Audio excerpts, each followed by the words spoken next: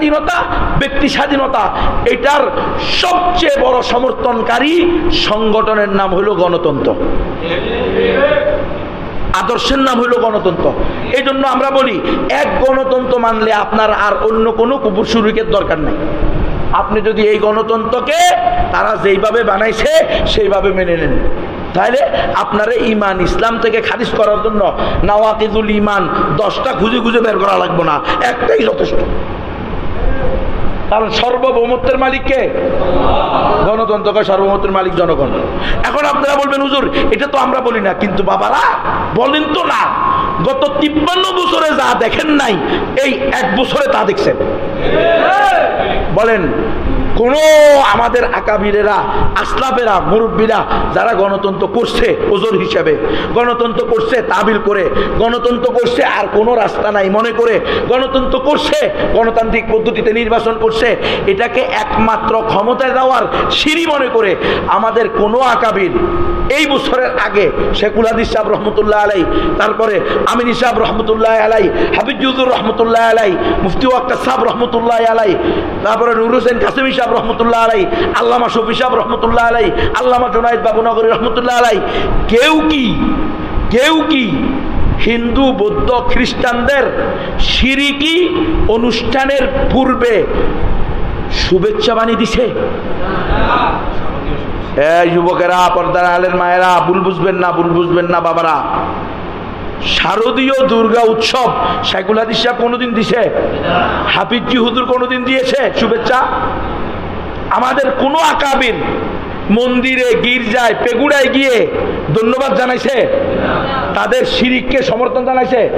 এই কথা বলছে আলহামদুলিল্লাহ, দীর্ঘ 16 বছর পরে আপনাদের পূজার আস্তানায় আসতে পেরে আমি আল্লাহ শুকরিয়া আদায় করতেছি।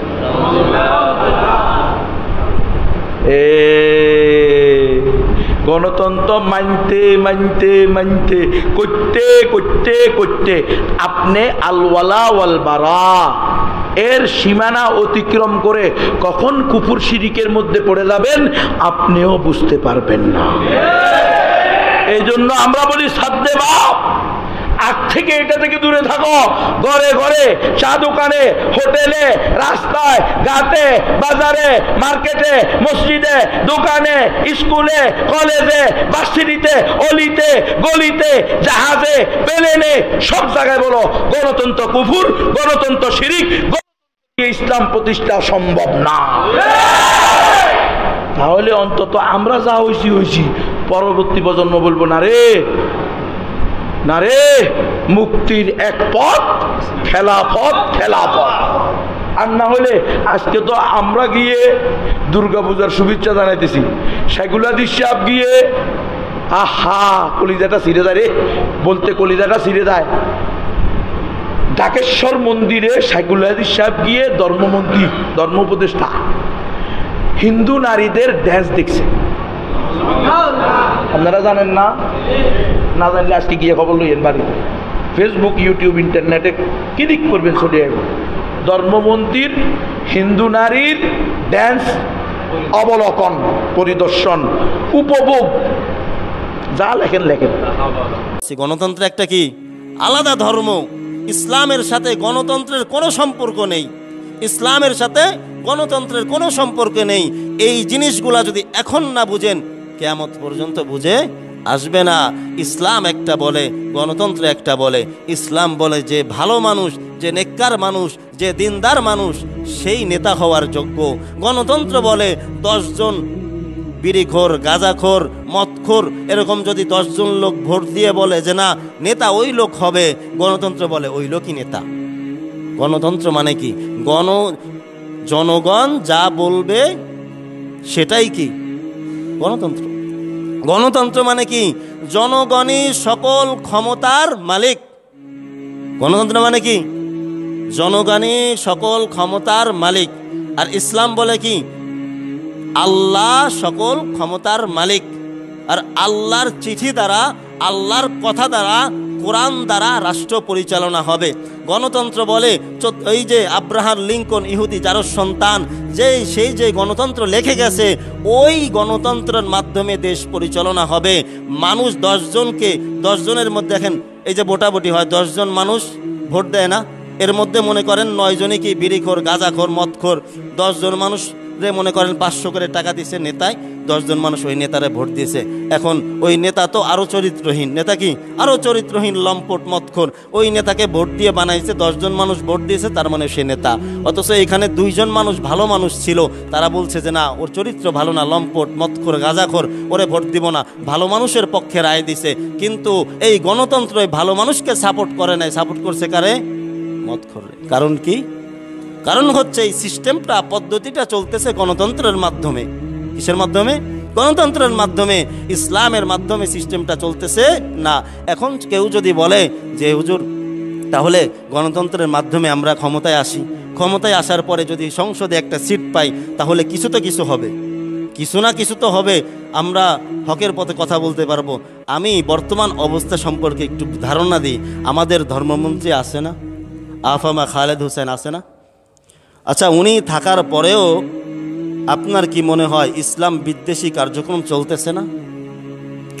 এখন মনে করেন এখানে 100 লোক আছে, এই 100 লোকের মধ্যে একজন ভালো লোক আছে, একজন ভালো লোক আছে।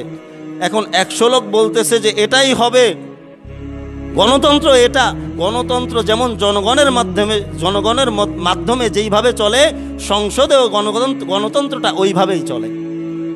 দেখবেন সংসদে ভোটাভুটি হয় কীভাবে? স্পিকার বসে থাকে, একজন একটা কথা বলে, 10 জন বলে যে হা হা হা। সংসদে যিনি স্পিকার থাকে তিনি বলে হা জয়যুক্ত হয়েছে, হা জয়যুক্ত হয়েছে। অথচ মনে করেন ওইখানে আমাদের ধর্মমন্ত্রী যিনি আছেন, একজন আলেম, তিনি তার প্রস্তাব বাস্তবায়নের জন্য সামনে পেশ করছে, আর বাকি যেগুলো আছে সব নাস্তিক, মুরতাদ, বাকি যেগুলো আছে সব কি গাঁজাখোর, মদখোর। তারা বলতেছে হা হা, তারা বলল না না। কিন্তু আমাদের যিনি আছেন উলামায়ে কেরাম, তিনি বললেন হা হা। আপনার কি মনে হয় ওই একজনের কথা বাস্তবায়ন হবে? কথা বলে না হবে? এটাই হচ্ছে গণতন্ত্র। এই জন্য গণতন্ত্র থেকে বের হয়ে আসতে হবে, গণতন্ত্র পদ্ধতি থেকে বের হয়ে আসতে হবে, খেলাফতের স্বপ্ন বাস্তবায়ন করতে হবে। আর খেলাফতের স্বপ্ন বাস্তবায়ন করার একটাই পন্থা, সেটা হচ্ছে আল জিহাদু ফি সাবিলিল্লাহ, আল জিহাদু ফি সাবিলিল্লাহ। এখন সবাই একটু ভয় পেয়ে গেছে, হুজুরে কি কয়? জিহাদ তো করে যারা জঙ্গি, জিহাদ তো করে যারা সন্ত্রাসী। যদি এটাই হয় তাহলে আমি বলবো কোরআন সব থেকে বড় সন্ত্রাসী কিতাব, কোরআন সব থেকে বড় জঙ্গি কিতাব। কারণ কোরআনে কারীমের মধ্যে আল্লাহ পাক রব্বুল আলামিন খেলাফত বাস্তবায়নের জন্য 500-এর উপরে আয়াত আল্লাহ নাজিল করেছেন, 6টা পরিপূর্ণ সূরা আল্লাহ নাজিল করেছেন। কেন? নামাজের কথা আসছে 82 বার, রোজার কথা কয়েকবার, হজের কথা কয়েকবার। অথচ হাদিসের মধ্যে আসছে আউয়ালু মা ইউহাসাবু বিহিল আবদু ইয়াউমাল কিয়ামা, কিয়ামতের দিন সর্বপ্রথম নামাজের হিসাব নেওয়া হবে। হাদিসের কথা সর্বপ্রথম নামাজের হিসাব নেওয়া হবে। খেলাফতের কথা তো বলে নাই, জিহাদের কথা তো বলে নাই, হাদিসে বলতেছে নামাজের কথা। এখানে একটা বুঝার বিষয় আছে। বুঝার বিষয়টা কি দেখেন, তাহলে কোরআনের মধ্যে তো নামাজের গুরুত্বটা বেশি থাকার কথা ছিল, আয়াত বেশি থাকার কথা ছিল, জিহাদের গুরুত্ব কেন বেশি? কারণ আমরা যখন কালেমা পড়ি লা ইলাহা ইল্লাল্লাহ মুহাম্মাদুর রাসূলুল্লাহ সাল্লাল্লাহু আলাইহি ওয়াসাল্লাম, এই কালিমা পড়ার মাধ্যমে আমরা অনেকেই জানি 5টা জিনিস জানি না, কালিমা, নামাজ, রোজা, হজ, যাকাত। কালিমার পরেই কি? নামাজ। এই 5টা ভিত্তি না? এখন আপনারা মনে রাখবেন, এই 5টা ভিত্তি হলো 5টা খুঁটি। 5টা কি? 5টা হলো খুঁটি। আর খুঁটি যদি বাস্তবায়ন করতে হয়, খুঁটি যদি মজবুত রাখতে হয়, তাহলে জমিনকে মজবুত হতে হয়, জমিনকে শক্তিশালী হতে হয়। আর জমিন হচ্ছে আল্লাহর রাস্তায় জিহাদ ফি সাবিলিল্লাহ। এই জিহাদ যদি আমরা ছেড়ে দিই, আমাদের সামনের প্রজন্মগুলা খুব ভয়াবহ অবস্থা। ফানা ফিল্লাহ কে তহমে বাকা কা রাজ মুজমার হায়, জিসে মরনা नहीं आता उसे जीना नहीं आता, ওমা আলাইনা ইল্লাল বালাগ।